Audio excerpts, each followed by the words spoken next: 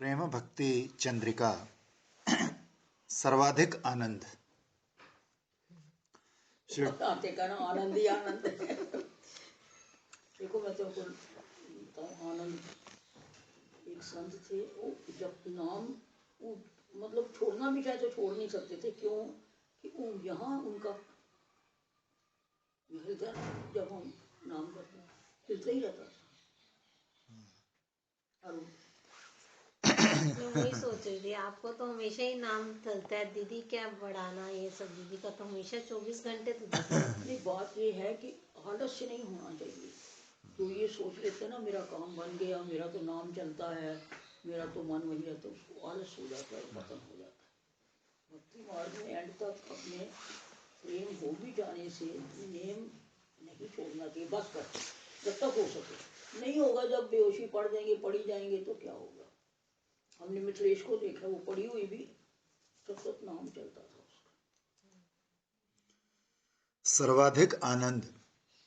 श्री ठाकुर महाशय भजन के अन्य कुछ एक अनर्थ त्याग कर केवल हा हा कृष्ण कहते हुए सर्वाधिक आनंद प्राप्त करेंगे, इस त्रिपदी में यही कह रहे हैं। यहाँ एक किताब पढ़ी होगी मेरे ख्याल, कृष्ण कृष्ण कह के कृष्ण की प्राप्ति। अच्छा, अखंडानंद की क्या है उसमें, मेरे पता नहीं, मैंने हेडिंग पढ़ा था एक दिन। पहले त्याज्य विषय बताते हैं कि अन्य व्रत अन्य दान नाही करो वस्तु ज्ञान, अन्य सेवा अन्य देव पूजा। अन्य व्रत श्री हरिवासर आदि वैष्णव व्रतों के अतिरिक्त अन्य देव देवियों के व्रत आदि वैष्णवों को त्यागने होंगे। एकादशी श्री कृष्ण जन्माष्टमी, राधाष्टमी, रामनवमी, वामन द्वादशी, नरसिंह चतुर्दशी, शिवरात्रि, श्री गौर पूर्णिमा, नित्यानंद त्रयोदशी, अद्वैत जयंती आदि व्रतों का परिपालन गौड़ीय वैष्णव करते हैं। श्री सनातन शिक्षा में श्रीमन महाप्रभु ने कहा है, ऐ सबरे विद्या त्याग अविद्याकरण, अकरणे दोष कोयले भक्ति लंभन।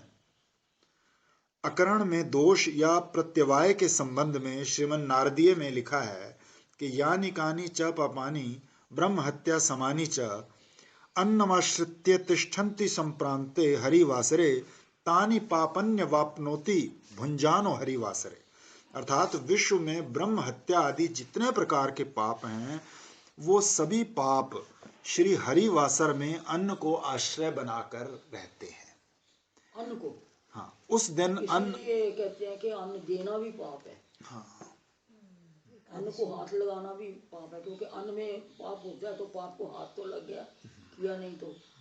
इसीलिए वो कौन थे, तो मैं तो सुगंधा कुछ बनाकर आती हूँ तो नहीं बनाकर आना चाहिए। है। उस दिन अपना कोई राजमा रोजमा बनाकर आती हूँ, नहीं बना के आना चाहिए।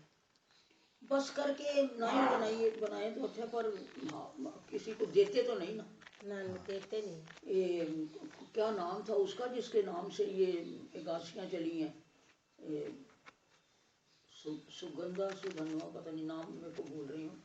तो उसके राज्य में वहाँ से ही मोनी एकादशी बनी है। ये सारे राज्य में ढिंढोरा पिट जाता था, ये सब डब्बे बंद, कोई डब्बा नहीं खुलेगा द्वादशी सुबह तक अन्न का, ताकि कोई दाना गिर जाए कहीं खोलते तो वो चींटी का भी उपवास जो है तो वो भंग हो जाएगा। तो सबने तो जाके यमदूतों ने जो थे यमराज ने कहा कि जी जब तक ये जिंदा है तब तक कोई तो मेरे पास आता नहीं, तो खामखा में वेतन लेना ठीक नहीं, तो मेरा इस्तीफा है। ब्रह्मा जी ने कहा नहीं, कोई हम बंदोबस्त करते हैं। तो उन्होंने एक सुंदर स्त्री बना के भेज दी, उसका नाम था मोहिनी। आगे सुनी हुई तुमने। राजा उसमें सख्त हो गया, फिर उसने बाद में कहा कि जो मैं कहूँगी सो करना पड़ेगा।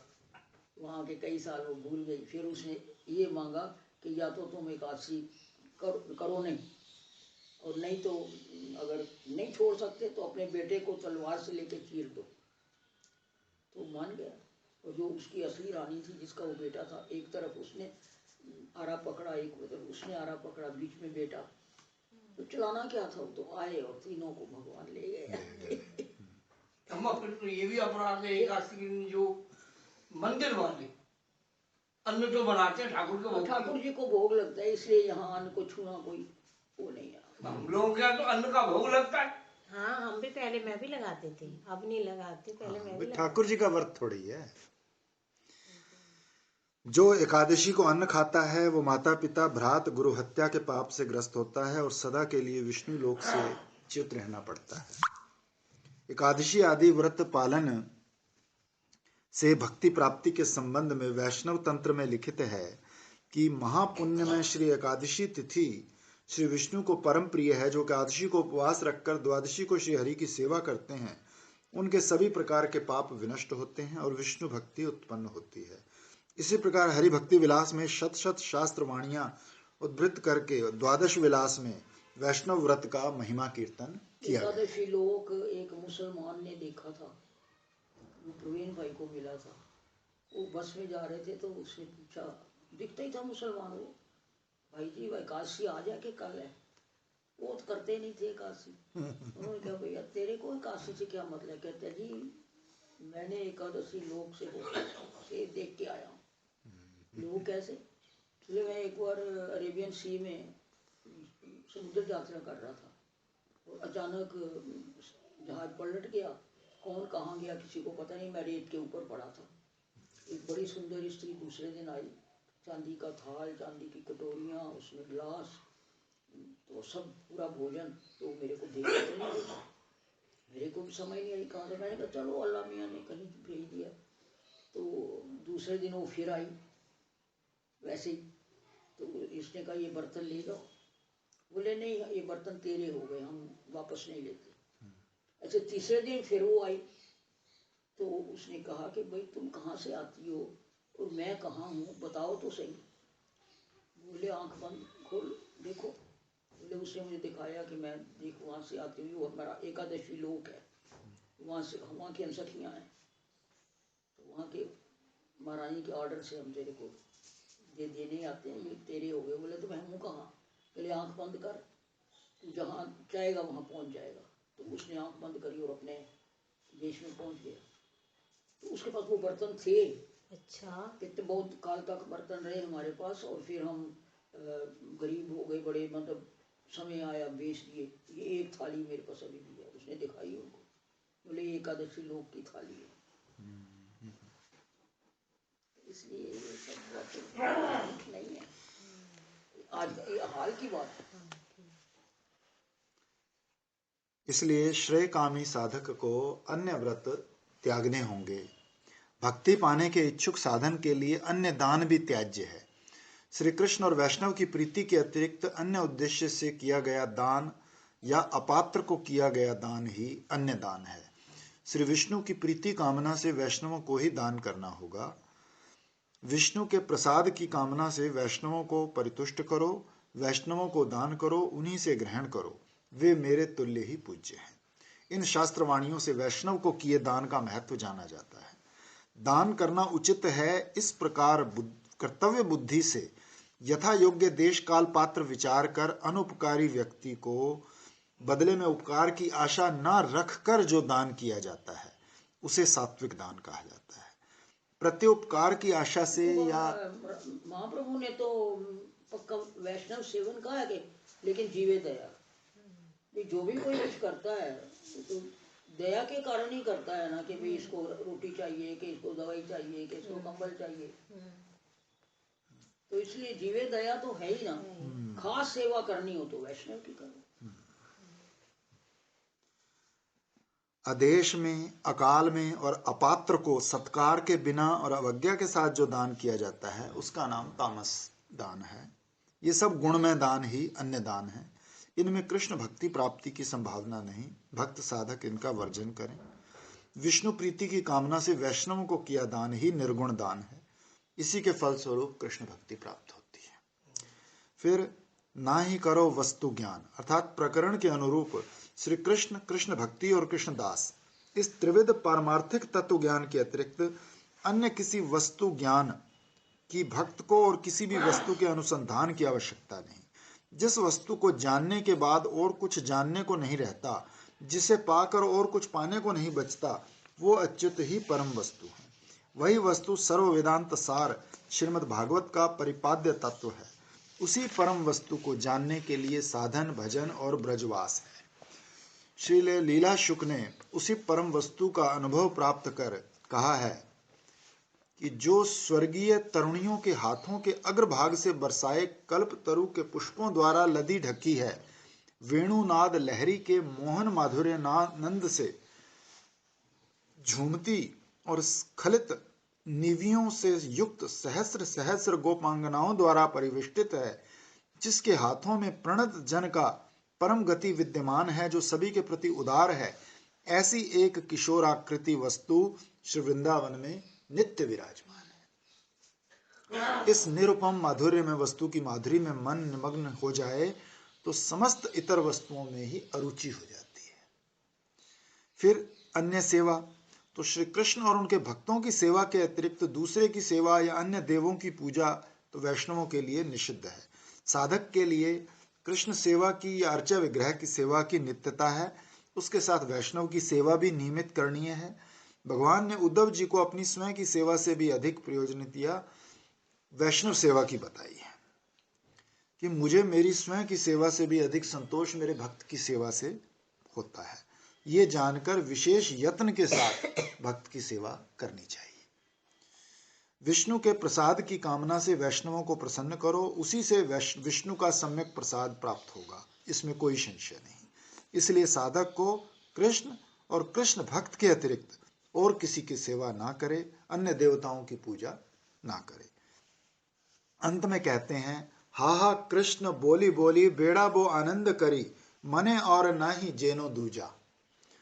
ऊपर कहे अनुसार समस्त कृष्णेतर विषयों का संपर्क त्याग कर एकांतिक भाव से कृष्णगत प्राण होकर कृष्ण विरह में विश्व को सूना समझते हुए हा हा कृष्ण तुम कहाँ हो, दर्शन दो कहकर रोता हुआ घूमूंगा, इस प्रकार विश्व को भूलकर चित्त श्री कृष्ण में आविष्ट हो जाए तो आत्मा यथार्थ या सर्वाधिक आनंद का आस्वादन पाकर धन्य होगा।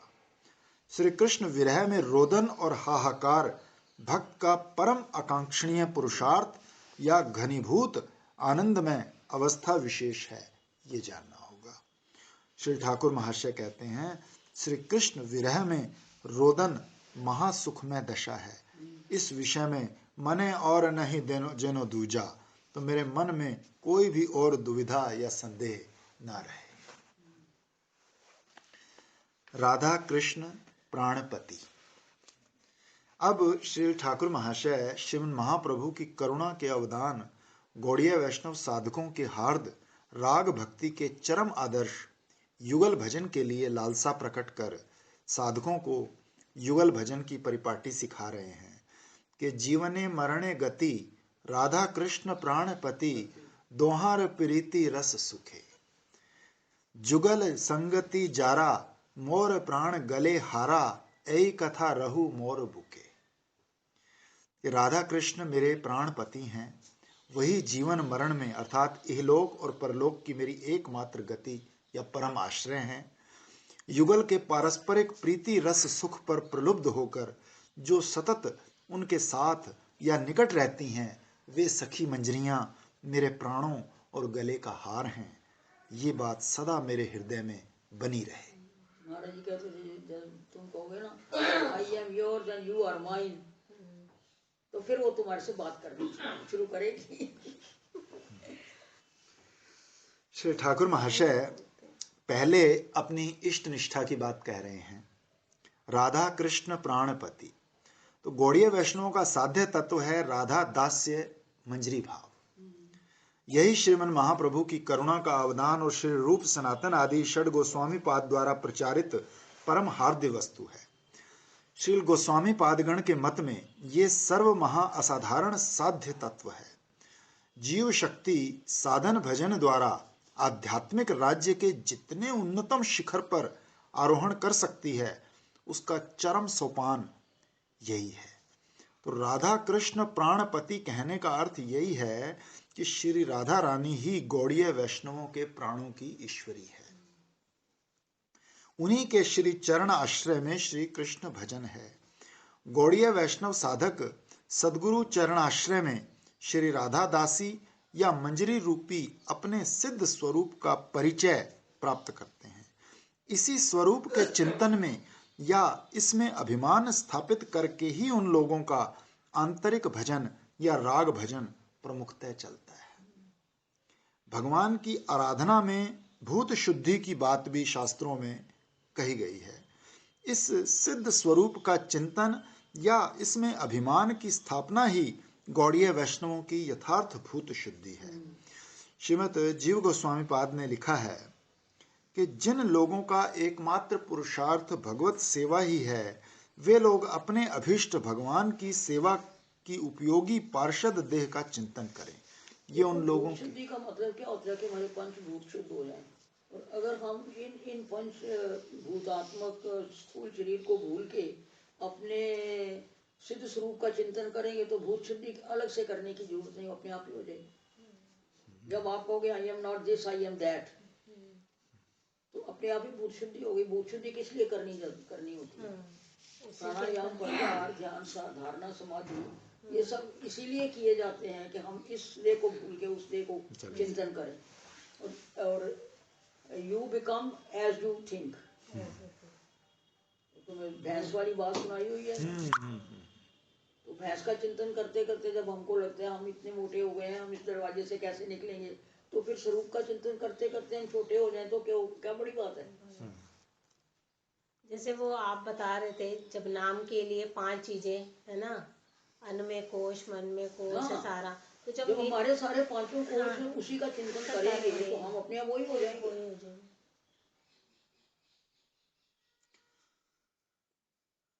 शास्त्रों की जो अन्वय मुख से विधि और व्यतिरेक मुख से निषेध है, तो इससे निस्संदेह पता चला कि भगवत सेवा अभिलाषी भक्त को अपने आत्मा का चिंतन भगवत पार्षद रूप में करना होगा। गौड़ीय वैष्णवों की ये पार्षद देह ही राधा किंकरी या मंजरी देह है। श्री राधा रानी उन लोगों की कोटि प्राण तुल्य आत्मेश्वरी है। श्री कृष्ण राधा रानी के प्राणनाथ होने के नाते उन लोगों के प्राणों के ईश्वर हैं। यही बात श्री ठाकुर महाशय ने राधा कृष्ण प्राणपति इस भाषा में व्यक्त की है। इसलिए वो श्री युगल किशोर ही जीवने मरणे गति, अर्थात श्री श्री राधा कृष्ण ही जीवन मरण में यह काल पर काल की एकमात्र गति या परम आश्रय है। इस वाक्य में इष्ट निष्ठा का उल्लेख कर जीवने मरणे गति, इस वाक्य में उनके चरणों में दृढ़ शरणागति की बात कर रहे हैं। इस उक्ति में साधक अभिमान और सिद्ध देहाभिमान दोनों ही भावों की शरणागति युगल के प्रति विज्ञापित हुई है। साधक अभिमान में साधक का यह भाव रहता है कि मैं मंजरी भाव का उपासक हूं, और वह अंतश्चिंतित भाव देह के या उसी देह से आस्वाद्य युगल सेवा रस और युगल माधुरी के स्मरण रस से निमग्न रहता है। यह भी एक अपूर्व आस्वादन की दशा है। जिन्हें किंचित भी मंजरी भाव का स्फुरन हुआ है वही इसे समझ सकते हैं। इसमें साधक धारणा करते हैं कि श्री राधा कृष्ण ही जीवन और मरण में मेरे एकमात्र आश्रय हैं।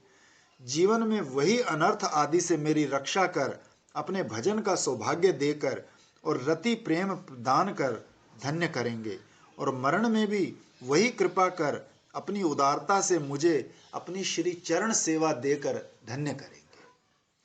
मैं यदि उनकी श्री चरण सेवा के योग्य नहीं होता तो उनकी जहां इच्छा मुझे वहीं रखेंगे। उन दोनों की इच्छा ही मेरा जीवातु होगा। इस प्रकार जीवन मरण में श्री युगल चरणों को ही एकमात्र आश्रय मानकर शरणागत साधक अपने भजन जीवन में निस्संशय निश्चिंतता को प्राप्त करता है। साधक जब रति दशा में पहुंचता है तब उसे हर समय सिद्ध स्वरूप का स्फुरन होता है। तब वो इस यथावस्थित देह को तो वैसे ही भूल जाता है।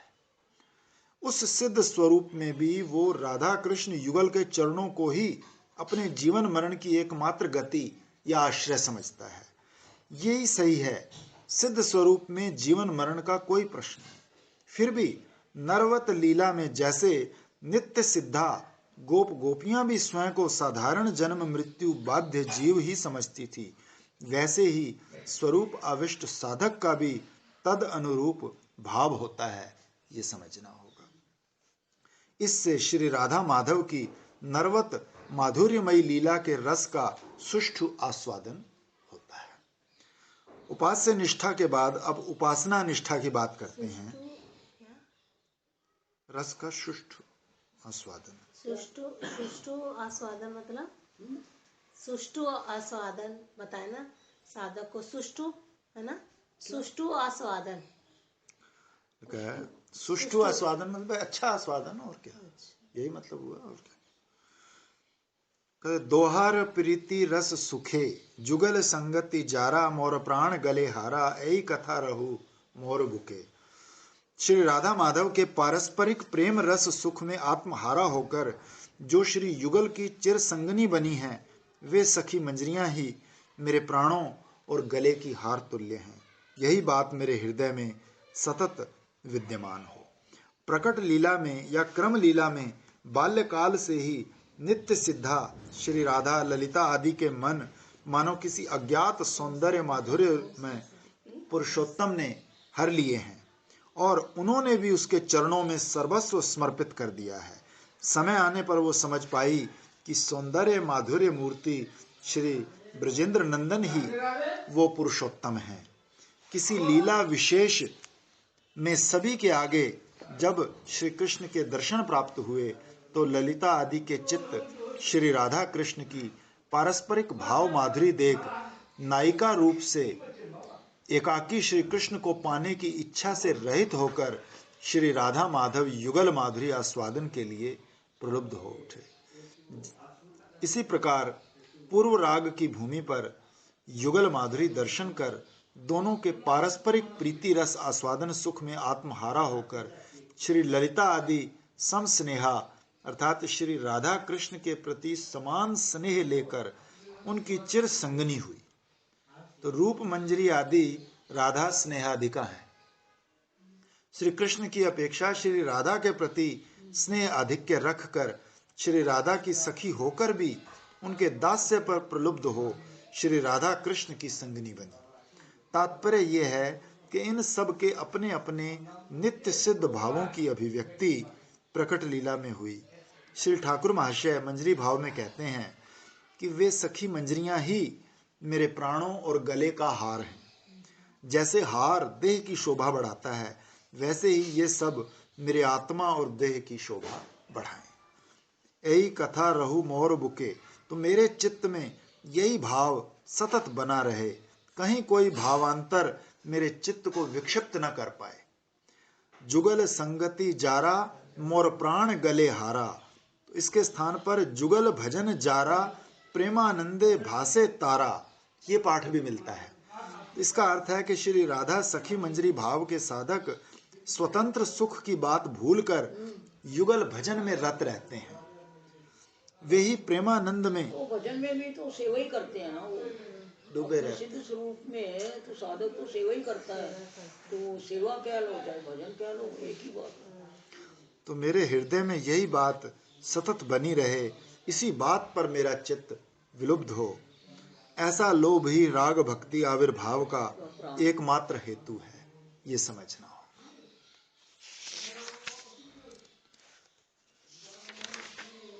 और इस शरीर से बाहर की सेवा करनी और अंतश्चिंतित देह से मानसिक करनी, और क्या, और क्या कोई है।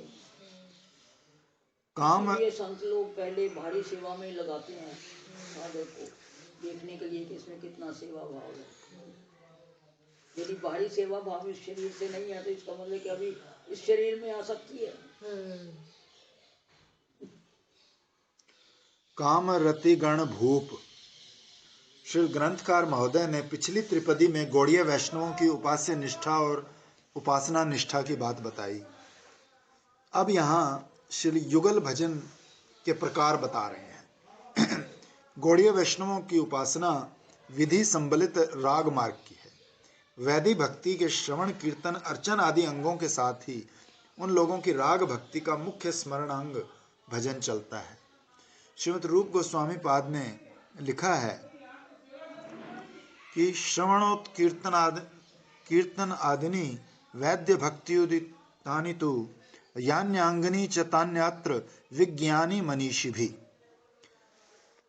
श्री विश्वनाथ चक्रवर्ती ठाकुर के अनुसार तात्पर्य ये है कि जो वैदिक भक्ति में श्रवण कीर्तन आदि जो भक्ति अंग पहले बताए गए हैं, उन्हीं अंगों की उपयोगिता या अपेक्षा रागानुगा मार्ग में भी है। हाँ, बहुत सारे अंग उसमें है, वैदिक भक्ति में भी तो सेवा है। श्रवण कीर्तन अर्चन आदि वैदिक भक्ति के अंगों के अनुष्ठान के बिना राग मार्ग में ब्रजजनों का अनुगत्य आदि कुछ भी सिद्ध नहीं होता। मनीषी अपने अपने भावोचित अंगों का आचरण करें, किंतु विरुद्ध अंगों का आचरण न करें। अर्थात अर्चन मार्ग में अहम ग्रहोपासना, मुद्रा, न्यास, द्वारका, ध्यान, रुक्मिणी आदि की पूजा आगम शास्त्र में विहित होने पर भी राग मार्ग के साधक उसका वर्जन करें। भक्ति मार्ग में यत किंचित अंग वैकल्य से कुछ क्षति नहीं होती।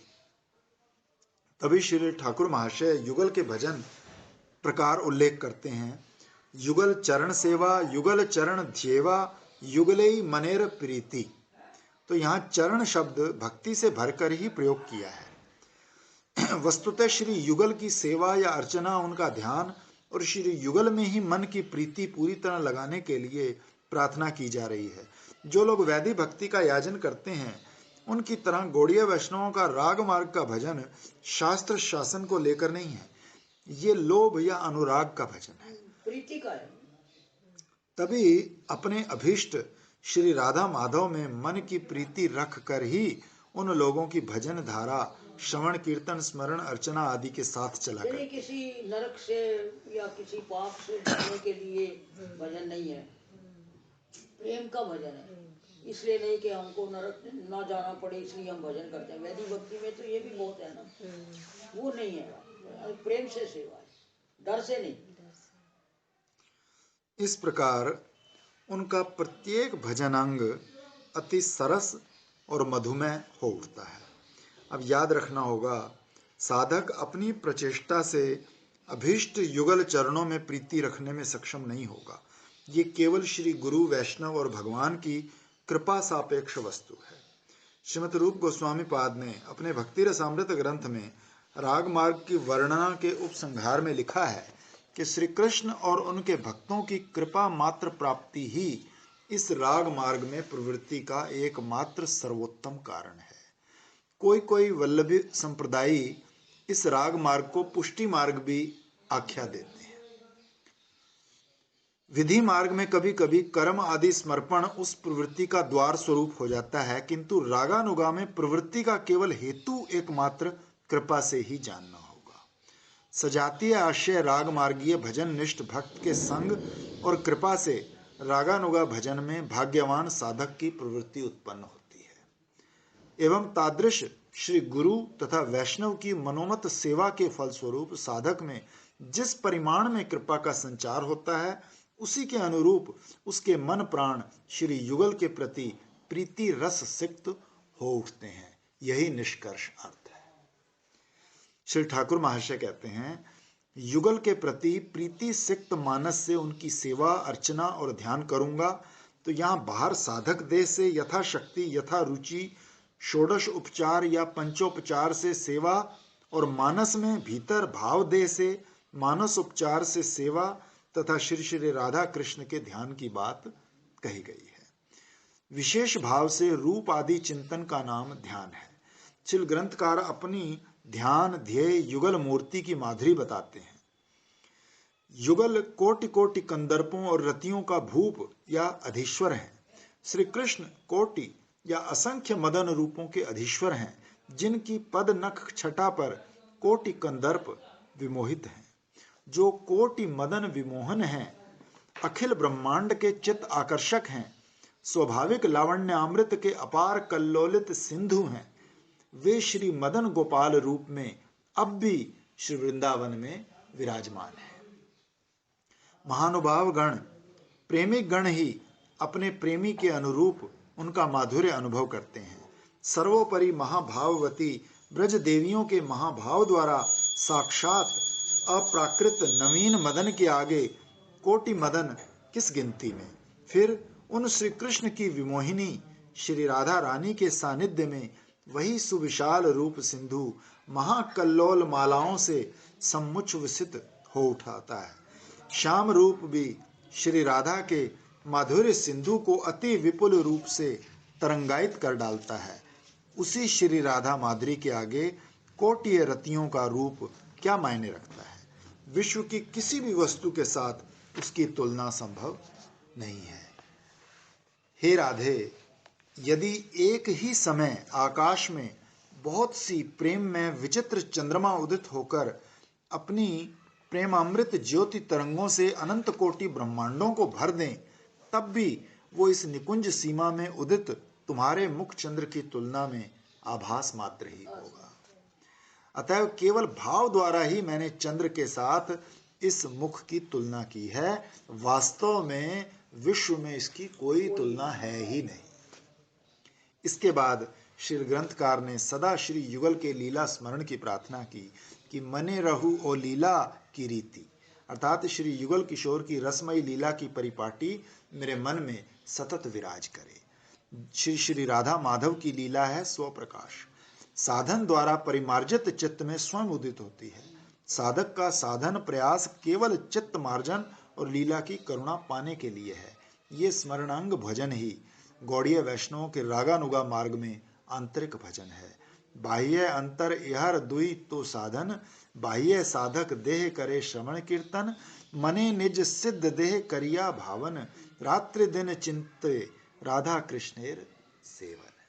बड़ी कृपा करी हमारे आचार्यों ने अष्टकालीन लिखते, क्योंकि इसमें कोई ना मन खाली नहीं रहता कभी भी। जरा सी भी कोई बात होए तो उदास हो जाए इंसान या कुछ, इसमें उदास होने वाली या मन खाली होने वाली कोई बात ही नहीं है। उदास होने लगे या लगे कि क्या करें क्या नहीं, तो देखो इस वक्त क्या हो रहा है, उसमें घुस जाओ। नहीं दीदी, उदास होने लगो कोई बात हो तो हम, मुझे तो ऐसा लगता है भजन नहीं पूरा हुआ, अभी फटाफट से पहले वो कर लूं, बाद में इस बात को देखेंगे। वो बात